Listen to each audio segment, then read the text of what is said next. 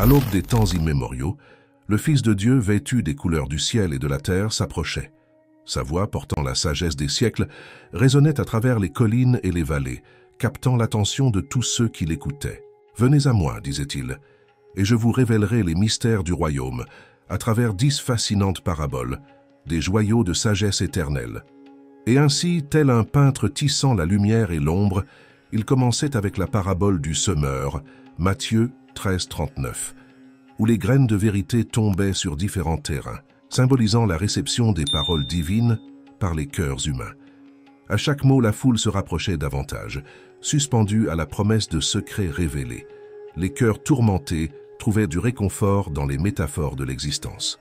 Bien que la Bible regorge de nombreuses paraboles, j'ai sélectionné avec un soin méticuleux 10 des plus puissantes et significatives à partager avec vous. Ne les manquez pas. Numéro 1. La parabole du semeur se distingue comme l'un des enseignements les plus emblématiques de Jésus, trouvé dans les évangiles de Matthieu, Marc et Luc. Jésus utilise la figure d'un semeur pour symboliser la manière dont les gens reçoivent la parole de Dieu, une métaphore qui parle directement de notre croissance spirituelle. Le récit est simple mais profond. Un semeur sort pour semer, et ses graines tombent sur différents types de sols, représentant les réactions variées des gens face à la parole de Dieu. Les graines qui tombent le long du chemin et sont mangées par les oiseaux illustrent comment certaines personnes entendent la parole de Dieu, mais ne la creusent pas. Les oiseaux, comme les distractions du monde, emportent la graine avant qu'elle ne puisse s'enraciner. Ici, Jésus nous met en garde contre le danger de la superficialité et du manque d'attention profonde à son message. Les graines qui tombent sur un sol rocheux germent rapidement, mais se fanent sous le soleil parce qu'elles n'ont pas de racines. Cette partie de la parabole parle de ceux qui reçoivent la parole avec enthousiasme initial, mais dont la foi est superficielle. Lorsque des problèmes ou des persécutions surviennent, leur foi s'effondre. Jésus nous fait réfléchir à la profondeur de notre foi et à notre résistance face aux difficultés. Les graines qui tombent parmi les épines, qui poussent et étouffent les plantes, représentent ceux qui entendent la parole, mais les soucis de la vie, l'illusion des richesses et les plaisirs matériels étouffent leur croissance spirituelle. Jésus nous met en garde contre la manière dont les préoccupations mondaines peuvent détourner notre attention de ce qui est vraiment important.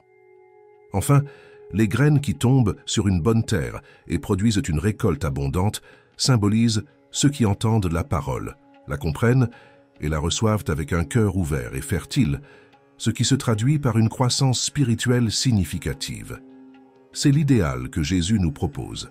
Être comme la bonne terre, réceptif et prêts à nourrir la graine de sa parole pour qu'elle porte beaucoup de fruits dans nos vies. Elle se trouve dans l'évangile de Luc, où Jésus répond à la question d'un spécialiste de la loi sur la façon d'hériter de la vie éternelle. Avec cette parabole, Jésus répond non seulement à la question, mais redéfinit et élargit le concept de prochain au-delà des limites ethniques, sociales ou religieuses. La beauté de cette parabole réside dans sa simplicité et dans la profondeur de son message. Jésus ne nous enseigne pas seulement sur le désir d'entendre sa parole, mais aussi sur comment ouvrir nos cœurs pour la recevoir et permettre qu'elle nous transforme. Il nous invite à examiner quel genre de sol nous sommes et à travailler sur nous-mêmes pour devenir une terre fertile capable d'accueillir son message et de produire des fruits. Numéro 2. La parabole du bon samaritain est l'une des histoires les plus puissantes que Jésus a partagées pour nous enseigner sur l'amour inconditionnel et la compassion envers notre prochain. L'histoire commence quand un homme voyageant de Jérusalem à Jéricho tombe entre les mains de voleurs qui le battent, le volent et le laissent à moitié mort au bord du chemin. Un prêtre puis un lévite passent par le même chemin, mais choisissent tous deux d'ignorer l'homme blessé, traversant de l'autre côté du chemin pour l'éviter. Leurs actions reflètent un écart entre la connaissance de la loi et la pratique de l'amour et de la miséricorde que la loi visait à promouvoir. En contraste, un Samaritain considéré comme un étranger et méprisé par les Juifs en raison des différences historiques et religieuses devient le héros de l'histoire en voyant l'homme blessé et en étant rempli de compassion. Ce Samaritain ne se contente pas d'interrompre son voyage pour aider le blessé, mais lui prodigue également les premiers soins, l'emmène dans une auberge sur sa propre monture et paie pour son entretien, promettant de couvrir toutes les dépenses supplémentaires qui pourraient survenir. Son action désintéressée et compatissante illustre le véritable sens d'être un prochain. Jésus utilise cette parabole pour nous enseigner que l'amour du prochain ne connaît pas de frontières et que la miséricorde ne doit pas être limitée par des préjugés raciaux, culturels ou religieux. Il nous appelle à reconnaître l'humanité en chacun et à agir avec passion envers ceux dans le besoin, quelle que soit leur origine ou leur provenance. La leçon du bon samaritain est révolutionnaire et stimulante. Jésus nous invite à élargir notre propre compréhension de la communauté, de la compassion et de l'amour. Il nous encourage à nous demander « Suis-je comme le prêtre ou le lévite, trop occupé ou indifférent pour aider? Ou suis-je comme le samaritain, prêt à offrir amour et compassion, même quand c'est inconfortable ou coûteux de le faire ?»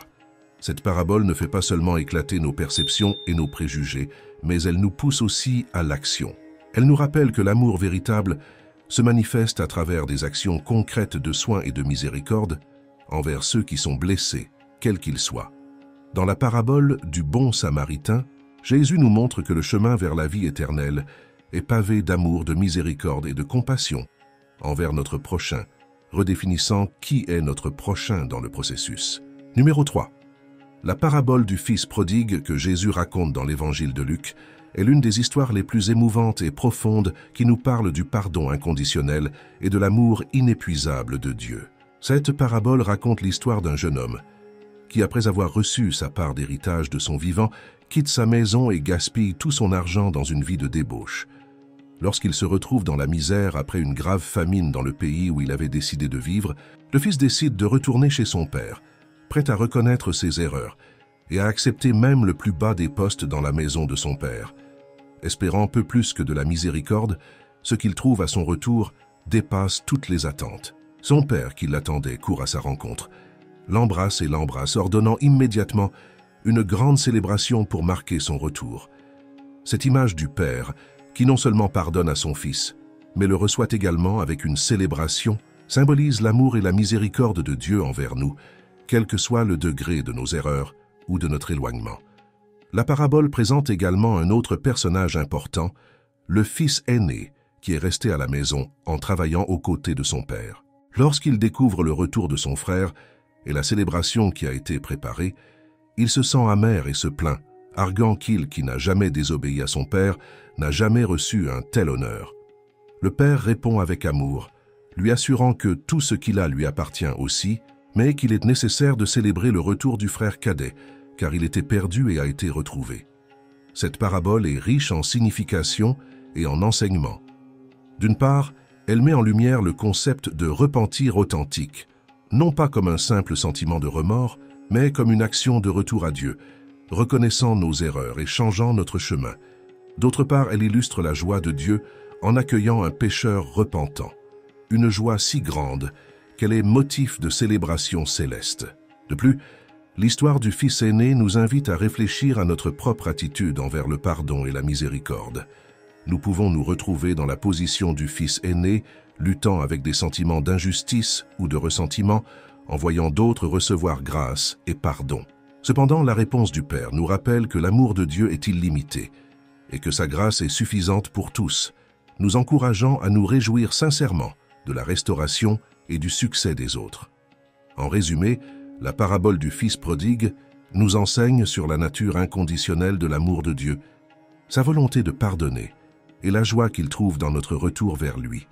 Elle nous appelle tous, quelle que soit l'ampleur de nos erreurs ou de notre égarement, à rentrer à la maison, à Dieu, où nous trouverons des bras ouverts et un amour qui nous restaure et nous renouvelle. Numéro 4. La parabole du bon pasteur, profondément narrée dans l'évangile de Jean, nous offre l'une des images les plus tendres et puissantes du soin et de l'amour de Jésus pour nous. Dans cette parabole, Jésus ne se décrit pas seulement comme le bon pasteur, mais détaille également les qualités qui le distinguent d'un simple gardien engagé ou mercenaire, qui n'a pas de lien réel avec les brebis. Le bon pasteur connaît chacune de ses brebis par leur nom, une affirmation qui va au-delà de la simple familiarité. À l'époque de Jésus, un berger passait tellement de temps avec son troupeau qu'il en venait à connaître les particularités et les caractéristiques de chaque brebis. Ainsi, Jésus souligne une relation personnelle et intime avec chacun de nous, indiquant que son soin n'est pas générique ni impersonnel, mais profondément personnalisé et empreint d'amour. De plus, Jésus met en avant la volonté du bon pasteur de donner sa vie pour les brebis. Ce n'est pas seulement un engagement théorique ou une promesse vide, c'est une réalité que Jésus accomplirait sur la croix, contrairement aux mercenaires, qui fuient au premier signe de danger parce que leur seul intérêt est le salaire et non le bien-être des brebis. Jésus souligne son engagement inébranlable envers nous, même jusqu'à sacrifier sa propre vie. Cette parabole illustre également le concept de leadership et de protection. Dans un monde rempli de loups, de problèmes, de tentations et de dangers spirituels, Jésus, comme le bon pasteur, se place entre ses dangers et son troupeau, nous protégeant de sa présence et de ses conseils. Son bâton et sa houlette, symboles de direction et de correction, sont des sources de réconfort, car ils nous rappellent que nous ne sommes pas seuls ni démunis dans nos combats et nos défis. Jésus élargit la métaphore en parlant d'autres brebis qui ne sont pas de ce bercail, insinuant l'inclusion de gentils et de personnes de toutes les nations dans son troupeau. C'est une promesse d'expansion et d'unité, montrant que l'amour de Jésus et son sacrifice sont universels, destinés à tous ceux qui l'écoutent et suivent sa voie. La parabole du bon pasteur nous enseigne sur la sécurité et le réconfort que nous trouvons en Jésus.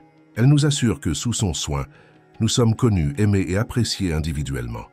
Jésus nous invite à le suivre, à faire confiance à son orientation et à nous reposer dans la certitude qu'avec lui, nos âmes trouveront des pâturages verdoyants et des eaux tranquilles, même dans les vallées les plus sombres de la vie. Il nous appelle à reconnaître sa voie, à le suivre fidèlement et à expérimenter l'amour et la sécurité que seul le vrai bon pasteur peut offrir. Numéro 5. La parabole du blé et de l'ivraie que Jésus expose dans l'évangile de Matthieu nous présente un puissant tableau du royaume de Dieu et de sa patience envers l'humanité. Dans cette histoire, un homme sème du bon grain dans son champ, mais pendant que tous dorment, son ennemi vient et sème de l'ivraie parmi le blé.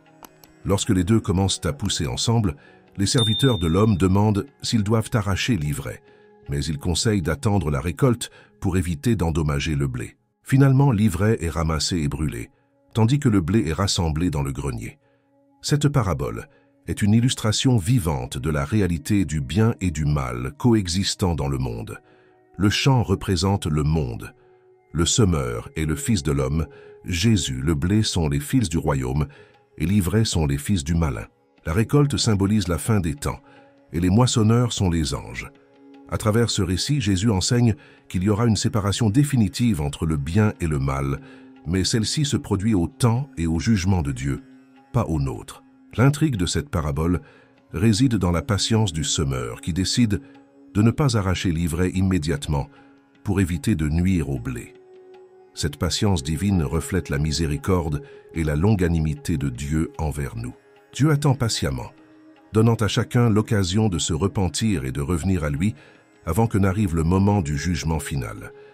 Cela nous montre que, malgré la présence du mal dans le monde, Dieu est aux commandes et a un plan définitif pour tout restaurer selon sa justice. De plus, cette parabole nous avertit de la réalité de la justice divine. Alors que la miséricorde de Dieu est grande, sa justice l'est aussi.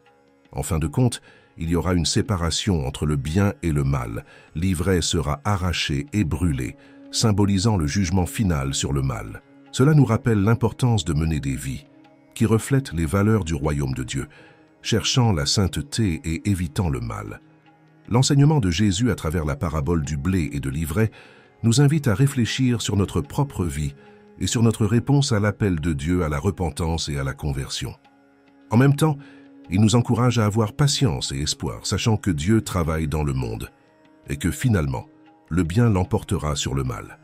Il nous exhorte à être comme le blé, poussant fermement au milieu de l'ivraie. Maintenant, notre foi et notre témoignage dans un monde qui semble souvent être dominé par le mal, en ayant confiance qu'à la fin, nous serons rassemblés dans le grenier céleste de Dieu. Numéro 6. La parabole du grand festin relatée dans l'évangile de Luc nous offre une métaphore riche et profonde du royaume de Dieu et de la nature inclusive de son invitation. Dans cette parabole, un homme prépare un grand festin et envoie son serviteur appeler les invités préalablement sélectionnés à venir car tout est prêt. Cependant, un par un, les invités commencent à s'excuser. Face à cette situation, l'hôte, loin d'annuler le banquet, ordonne à son serviteur de sortir rapidement dans les rues et les ruelles de la ville pour amener les pauvres, les aveugles et les boiteux. Même après cela, voyant qu'il y a encore de la place, l'hôte insiste pour qu'on cherche encore des gens jusqu'à ce que sa maison soit remplie, précisant que ceux qui ont rejeté l'invitation initiale n'auront pas la chance de goûter au festin. Cette histoire illustre la générosité sans limite de Dieu et son désir que tous participent au festin qu'il a préparé, symbolisant le salut et les bénédictions du royaume de Dieu. Les invités initiaux peuvent être vus comme ceux qui, en raison de leur complaisance, de leur orgueil ou de leurs préjugés, rejettent l'invitation de Dieu, confiants en leur propre autosuffisance ou pris dans leurs propres agendas et désirs mondains. Le fait que l'hôte invite ensuite ceux considérés comme indésirables et marginalisés par la société souligne le message radical de Jésus sur le royaume de Dieu. Il n'y a pas de barrière ni de distinction. L'invitation est pour tous, surtout pour ceux marginalisés et oubliés par le monde. Cela défie les attentes et les normes sociales à l'époque de Jésus et dans la nôtre, nous rappelant que la grâce de Dieu ne repose pas sur le mérite humain, mais sur son amour inclusif et miséricordieux. L'insistance de l'hôte à remplir sa maison reflète le désir passionné de Dieu que personne ne soit exclu de son royaume.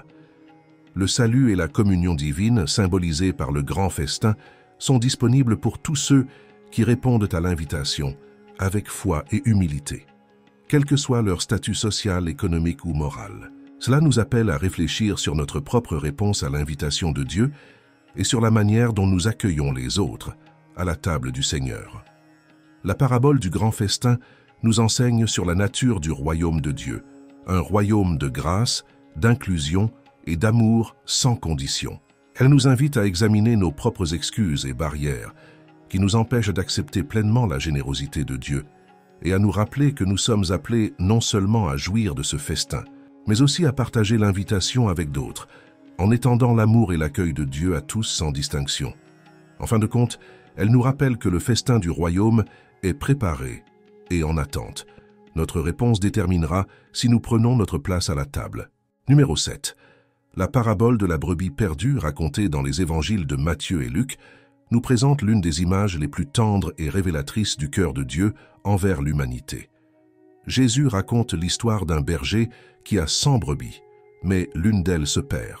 Au lieu de rester avec les 99 qui sont en sécurité, le berger quitte son troupeau pour chercher la brebis perdue jusqu'à ce qu'il la trouve, et quand il la trouve, il la porte sur ses épaules en retournant à la maison, rempli de joie. Ensuite, il invite ses amis et ses voisins à célébrer avec lui le rétablissement de la brebis perdue. Cette parabole met en lumière plusieurs aspects fondamentaux du caractère de Dieu et de sa relation avec nous. Tout d'abord, elle montre l'initiative de Dieu dans la recherche des perdus. Dieu n'attend pas passivement que nous revenions à lui, il prend l'initiative et nous cherche activement. Cette recherche inlassable est un témoignage de l'amour profond et personnel de Dieu pour chacun de nous, quelle que soit l'ampleur de nos erreurs ou de nos égarements. De plus, la parabole illustre la joie de Dieu en récupérant les perdus. Dieu ne nous trouve pas seulement, mais il porte aussi nos fardeaux. Il nous sauve de nos circonstances difficiles et nous ramène en sécurité, non pas parce que nous le méritons, mais par sa grâce et son amour inconditionnel. La parabole a aussi un message implicite sur notre responsabilité en tant que disciples de Christ.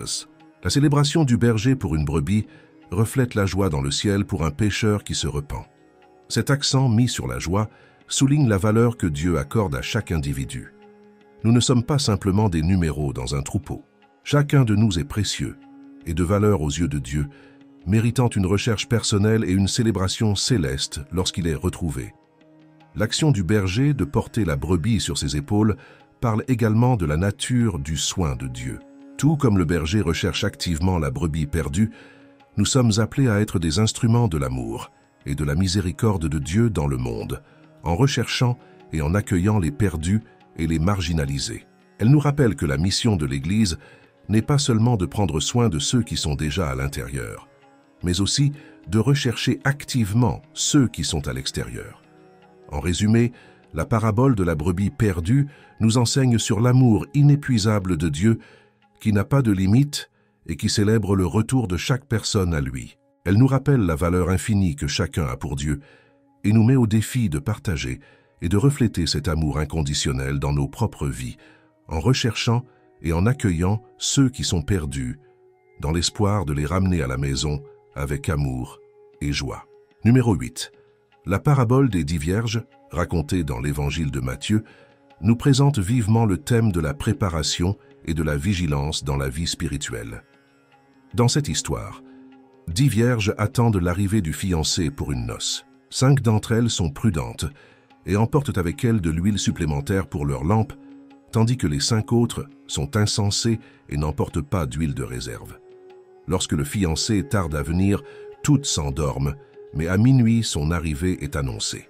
Les insensées se rendent compte qu'elles n'ont pas assez d'huile et pendant qu'elles vont en acheter, le fiancé arrive. Les vierges prudentes entrent avec lui dans la célébration et lorsque les insensés reviennent, elles trouvent la porte fermée et ne peuvent pas entrer. Cette parabole est riche en symbolisme et en enseignements profonds. Le fiancé représente le Christ et sa seconde venue, tandis que les 10 vierges symbolisent ceux qui se considèrent comme des disciples du Christ attendant son retour. L'huile dans les lampes est communément interprétée comme la foi vivante et la présence du Saint-Esprit dans nos vies, essentielle pour maintenir notre lumière brillante en attendant le Seigneur. La distinction entre les vierges prudentes et les insensées souligne la différence entre une foi superficielle et une foi profonde et préparée. Les vierges prudentes non seulement attendent le fiancé, mais prennent aussi des mesures concrètes pour être prêtes lorsqu'il arrive, quelle que soit la durée de l'attente. Cette attitude reflète l'importance de cultiver une relation personnelle et profonde avec Dieu, constamment nourrie par la prière, la lecture de la parole et l'obéissance au Saint-Esprit. L'arrivée surprise du fiancé à minuit, quand on s'y attend le moins, sert de puissant rappel que le moment de la venue du Christ est inconnu. Cela nous met en garde contre la complaisance et la présomption, nous exhortant à vivre chaque jour comme si c'était le jour où le Seigneur pouvait revenir. Cela ne signifie pas vivre dans un état constant d'anxiété, mais plutôt dans un état de grâce consciente et de préparation joyeuse, en maintenant nos lampes remplies et nos lumières brillantes. La parabole se termine par un avertissement sérieux. Une fois que le fiancé arrive et que la porte se ferme, les vierges insensées se retrouvent exclues de la célébration.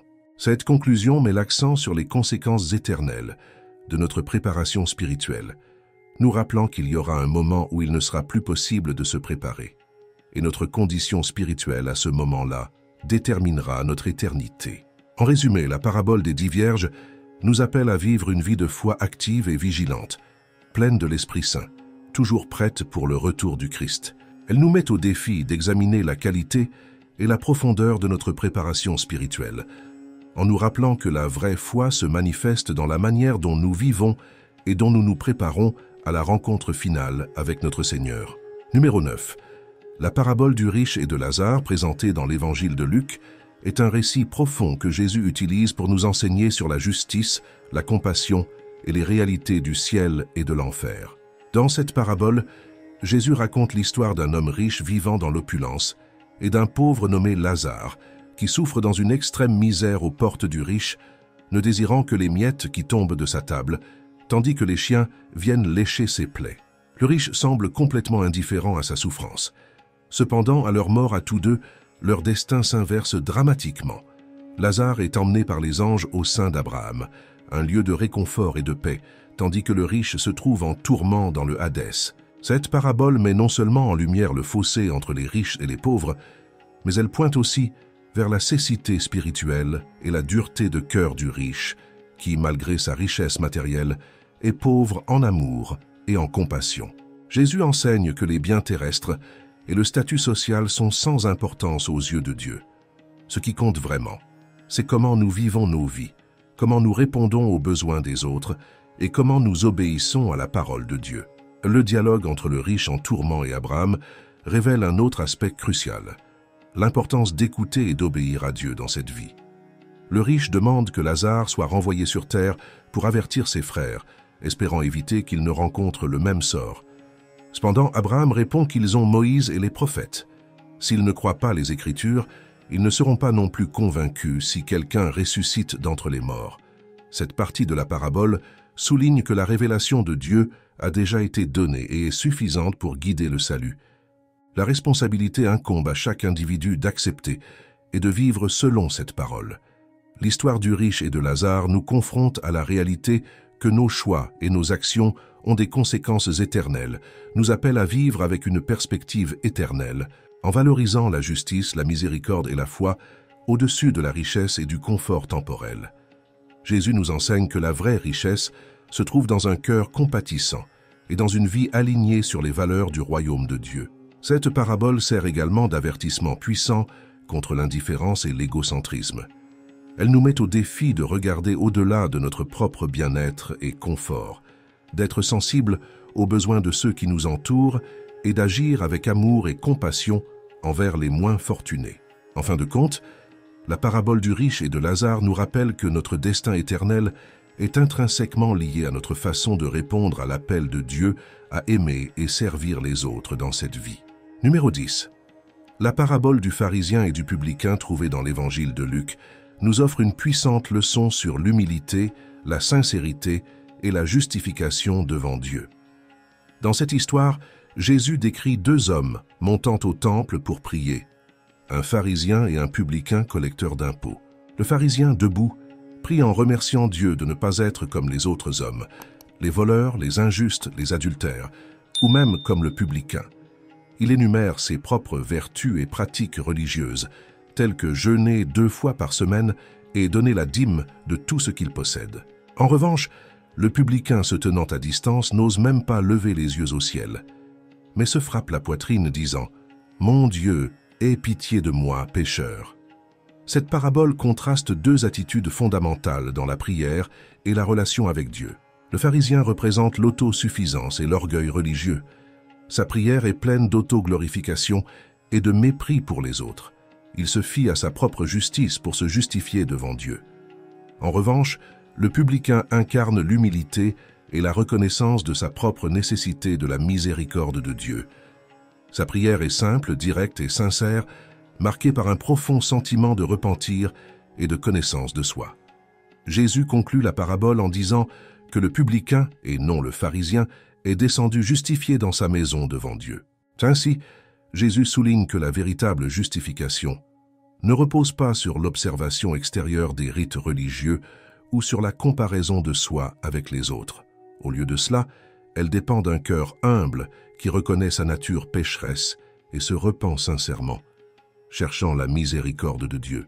Cette leçon de Jésus défie les notions conventionnelles de justice religieuse et de moralité, nous rappelant que Dieu voit au-delà de nos actions extérieures et examine le cœur. L'humilité et la sincérité sont fondamentales pour une relation authentique avec Dieu. Cette parabole nous invite à examiner nos propres attitudes dans la prière et dans notre vie spirituelle. Nous approchons-nous de Dieu en nous fiant à notre propre justice ou en reconnaissant notre dépendance totale de sa grâce et de sa miséricorde. De plus, la parabole du pharisien et du publicain nous enseigne sur l'importance de ne pas juger les autres, à partir d'une position de supériorité morale ou spirituelle. Elle nous appelle à la compassion et à l'empathie, nous rappelant que nous avons tous besoin de la grâce de Dieu.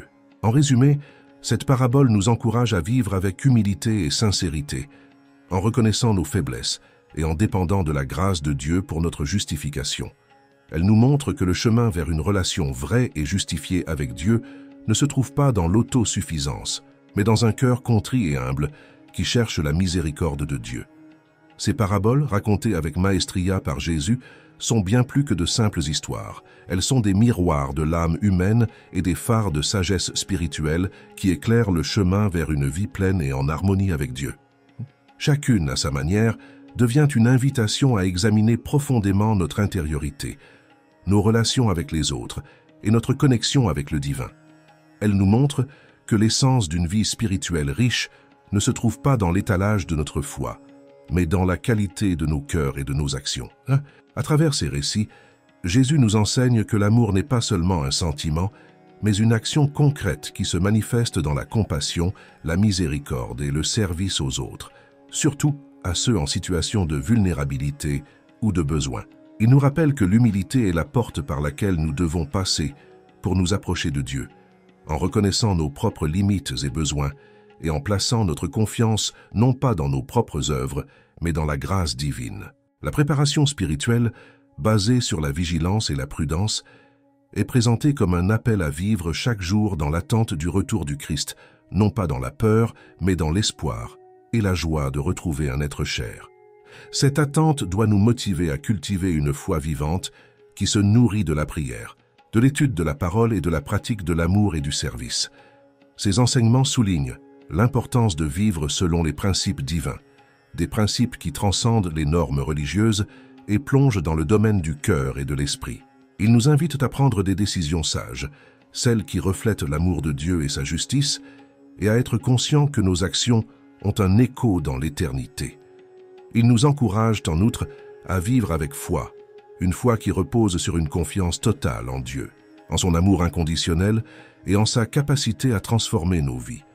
Ils nous invitent à aimer de manière inconditionnelle, en reflétant l'amour de Dieu à travers nos paroles, nos pensées et nos actions, et nous rappellent l'importance de l'humilité, cette qualité qui nous permet de reconnaître notre dépendance de Dieu et de nous ouvrir à son action transformatrice dans nos vies. En fin de compte, ces paraboles nous encouragent à avoir confiance en la grâce de Dieu pour guider notre chemin spirituel. Elles nous assurent que malgré nos fautes et nos chutes, Dieu est toujours prêt à pardonner, à nous relever et à nous conduire vers un avenir rempli d'espoir. Dans ce voyage, nous ne sommes pas seuls. La présence constante de Dieu nous accompagne, éclairant notre chemin, renforçant notre esprit et nous guidant vers la plénitude de la vie en sa présence.